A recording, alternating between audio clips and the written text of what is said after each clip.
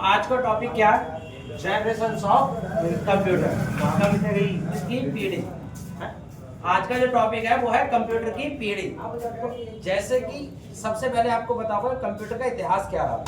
तो कंप्यूटर का जो इतिहास है, तो कंप्यूटर का इतिहास हुआ था 1953 से स्टार्ट हुआ था। 1953 से कंप्यूटर का इतिहास शुरू हुआ था। तो बेसिकली आप आराम से समझेंगे कंप्यूटर की पीढ़ी नहीं क्या। तो पहले सबसे पहले कंप्यूटर था।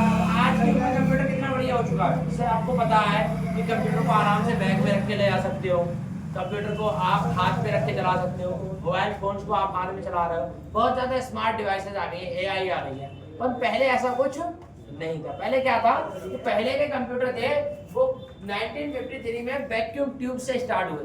एक टेक्नोलॉजी थी जिसका नाम था वैक्यूम ट्यूब। तो वैक्यूम ट्यूब से स्टार्ट हुए। ध्यान से समझिए, पूरी मैं एक लॉन्ग डेफिनेशन में आपको समझाऊंगा कि कंप्यूटर इतिहास कैसे हुआ था, जीरो से स्टार्ट कैसे हुए थे। तो सबसे पहले जनरेशन के जो कंप्यूटर थे तो वो 10 बाई 10 के रूम के बराबर होते थे।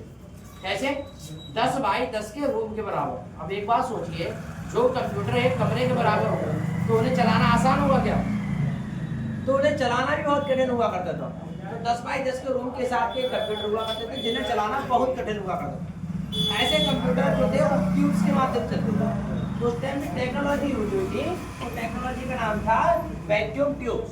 तो फर्स्ट जनरेशन के कंप्यूटर में वैक्यूम ट्यूब टेक्नोलॉजी का आविष्कार हुआ था, जो कंप्यूटर 1953 से 1958 तक चले थे।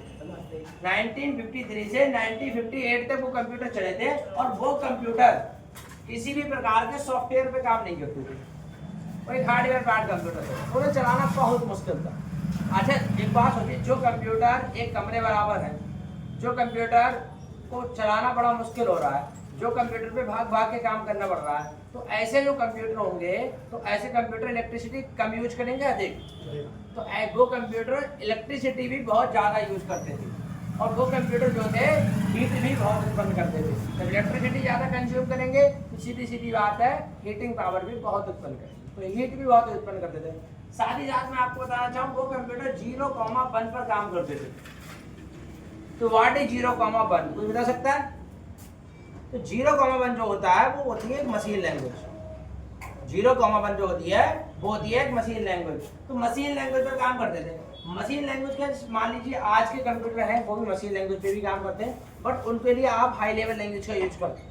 तो पहले कंप्यूटर में हाई लेवल नहीं थी, केवल एक ही लैंग्वेज थी जिसका नाम था मशीन लैंग्वेज, जो 0,1 के फॉर्मेट में होती थी।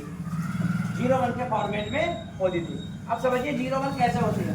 मान लीजिए आपको कोई एक नंबर लिखना है, तो एक नंबर के लिए एक नंबर कोड है, 2 नंबर के लिए लिखना है तो ये कोड होगा, 3 नंबर के लिए ये कोड होगा और 4 नंबर के लिए ये कोड होगा। तो अब आप समझिए, आपसे कह दिया जाए ये क्या लिखा है, तो आप पढ़ोगे 1, 11, 10 और 100। बट यहाँ पर 1 को 1 लिखते हैं, 10 को क्या लिखते हैं 2, और 11 को लिखते हैं 3 और 100 को लिखते हैं 4। तो मशीन लैंग्वेज में 0,1 के अलावा कुछ नहीं होता है।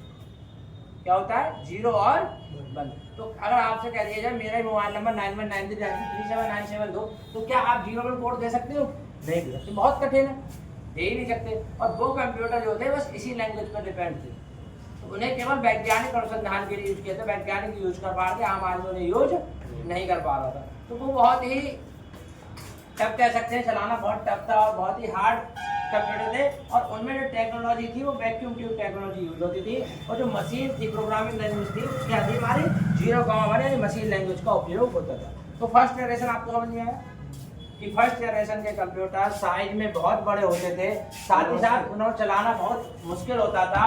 उनमें वैक्यूम ट्यूब टेक्नोलॉजी का यूज होता था। वो 1953 से 1958 के बीच तक काम किया। तो यहाँ तक की चीज़ें आपको समझ में आई? कोई समस्या? तो यही रहा पहला जनरेशन। तो पहले जनरेशन के कंप्यूटर बहुत बड़े थे, कमरे के बराबर थे, तो ये सारी चीज़ें थी। अब बात आती है दूसरी वाली पीढ़ी की।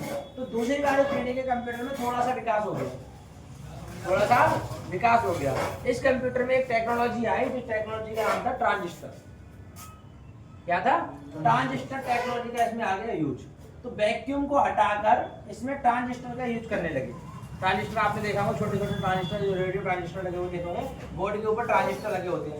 मैं आपको दिखाना चाहूँ,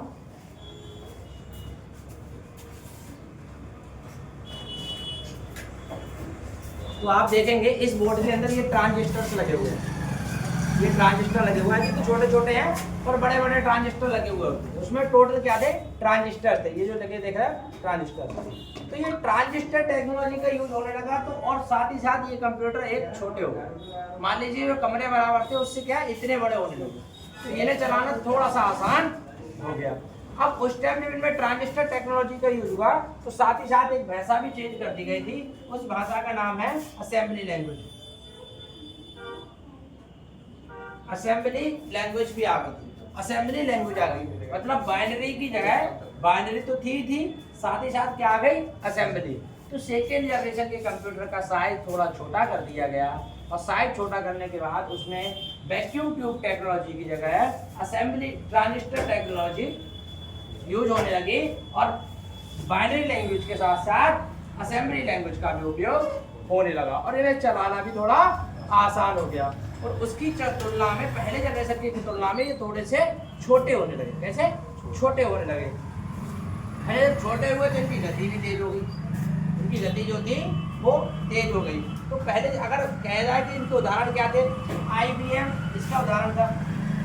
और पूछ लिया जाए कि इस सेकेंड जनरेशन के कंप्यूटर का नाम क्या था, तो IBM इसका उदाहरण था, IBM 1401, IBM 1401 इसका उदाहरण था कंप्यूटर का। दूसरा था IBM 7090, IBM 7090। मन में सवाल आएगा सर ये IBM 7090 है क्या, या IBM 1401 क्या है। तो आप आज जानते हो डेल का इम्प्रेशन 1500 एक मॉडल है डेल कंपनी का, ऐसे HP के मॉडल आ रहे हैं, आज के मॉडल आ रहा है। तो उस टाइम जो कंपनी में कंप्यूटर का मॉडल था वो ये था, IBM 1401, IBM 7090, ठीक है। तो ये दो मॉडल लॉन्च हुए मान लो। इस प्रकार के कंप्यूटर उस टाइम आने लगे। कौन से जनरेशन में, सेकेंड जनरेशन की बात हो रही है। तो आपको दोनों जनरेशन की चीजें याद हो गई। फर्स्ट जनरेशन में 1953 से 1958 तक रहा, एंड उसमें सेकेंड जनरेशन था तो 1958 से 66 तक था। पहले में वैक्यूम ट्यूब था, दूसरे के अंदर ट्रांजिस्टर टेक्नोलॉजी थी। पहले के अंदर जो था वो 0,1 यूज होने लगा, सेकेंड में क्या थी, मशीन लैंग्वेज यूज होने लगी। और पहले जनरेशन के अंदर जो कंप्यूटर थे वो एनिक, एडवैक, यूनिवैक थे, ENIC, एनिक, एडवैक और यूनिवैक कंप्यूटर थे। और सेकेंड जनरेशन में जो कंप्यूटर आ रहा है वो IBM 1401 और IBM 7090 आने लगे। तो ये दो जनरेशन आपकी क्लियर हो गए, कोई डाउट, यहाँ तक सारी चीजें क्लियर है। अब आते हैं तीसरी पीढ़ी के अंदर।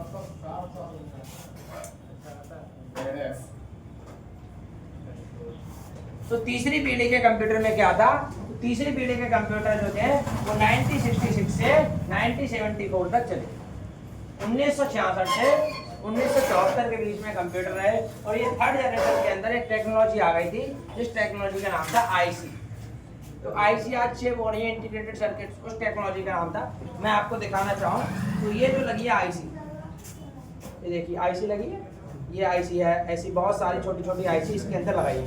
तो ये IC लगने के बाद ये इतना बड़ा हो गया, इसका बोर्ड बहुत छोटा हो गया, इतने बड़े से कमरे से इतना बड़ा हुआ, इसके बाद इतना बड़ा हो गया, तो इतना बड़ा हो गया। इसके अंदर सारी IC यूज की जाने लगी। मतलब जहाँ पर ट्रांजिस्टर यूज किए जाते थे उस 10 ट्रांजिस्टर की जगह एक IC यूज किए जाते थे, तो साइज और छोटा हो गया।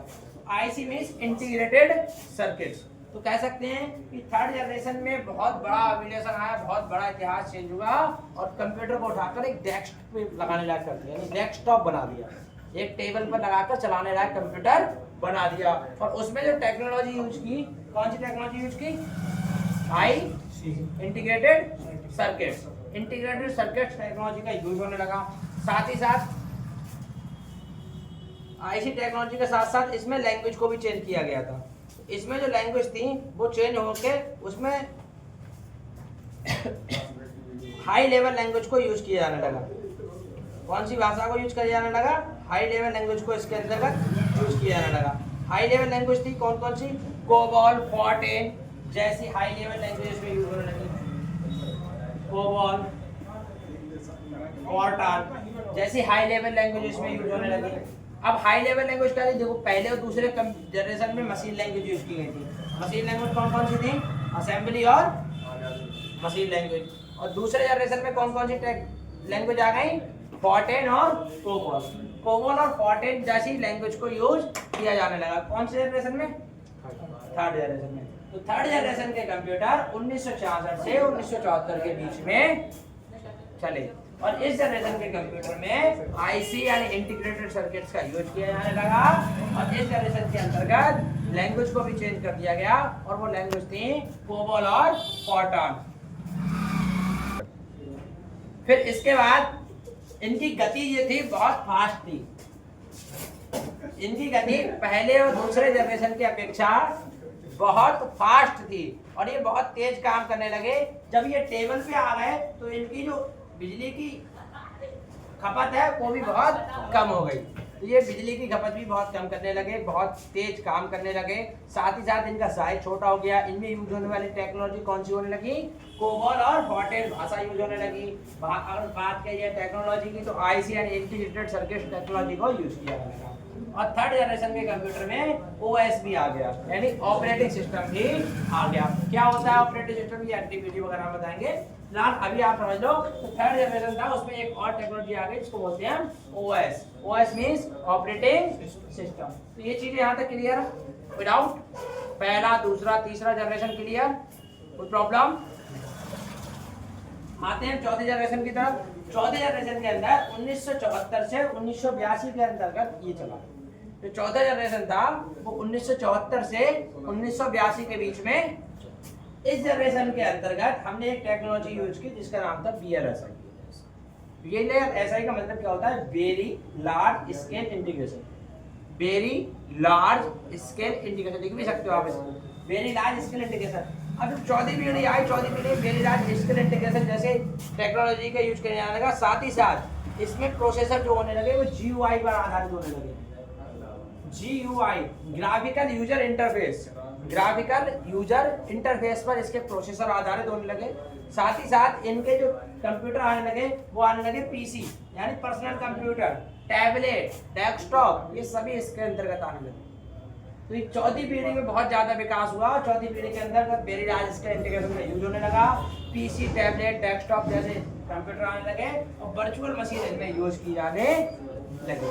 अब आती है पांचवी पीढ़ी यानी अंतिम जनरेशन। पांचवी पीढ़ी क्या थी? पांचवी पीढ़ी के अंतर्गत एक नेचुरल लैंग्वेज का यूज किया जाने लगा। ह्यूमन को समझे जाने वाली भाषा यानी नेचुरल लैंग्वेज का इसके अंतर्गत यूज किया जाने लगा।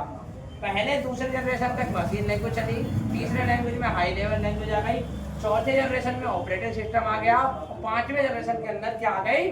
Natural language. और नेचुरल लैंग्वेज के साथ साथ यहाँ पर दो टेक्नोलॉजी सबसे बड़ी विकसित हुई जो हुई VLSI। VLSI का मतलब नाम हो गया अल्ट्रा लार्ज स्केल इंटीग्रेशन। क्या हुआ? Ultra large scale integration. साथ ही साथ एक टेक्नोलॉजी और आई जो आज आप यूज कर रहे हो, AI stand for artificial intelligence. Artificial intelligence technology आ गई। अब इसमें आपके कंप्यूटर सभी प्रकार के आपके लगे, notebook, desktop, laptop, smartphone, smart watch, digital watch, ये सभी इसके अंतर्गत आने लगे। बहुत तेजी से इनका विकास होने लगा। साथ ही साथ इसके अंदर एक लैंग्वेज यूज होने लगी जिसका नाम था नेचुरल लैंग्वेज। क्या था? Natural language. और इसके अंदर बहुत ज्यादा सुपर कंप्यूटर, रोबोट, स्मार्टफोन जैसी डिवाइस है यानी ऑटोमेटिक भी रोबोटिक डिवाइसें आ गई। तो सभी ये आर्टिफिशियल इंटेलिजेंस के थ्रू आ गए। तो अब आप ये बताइए पांचवें जनरेशन तक आपको कोई समस्या आई? जनरेशन ऑफ कंप्यूटर एक ही बार में क्लियर, कोई प्रॉब्लम? पूरी चीजें क्लियर। तो जनरेशन ऑफ कंप्यूटर को हमने बहुत आसानी से पार्ट बाय पार्ट डिवाइड कर दिया। आप यहाँ से यहाँ तक देख सकते हैं। जैसे पहले में वैक्यूम ट्यूब, दूसरे में ट्रांजिस्टर, तीसरे में IC, चौथे में VLSI, पांचवें में VLSI और AI।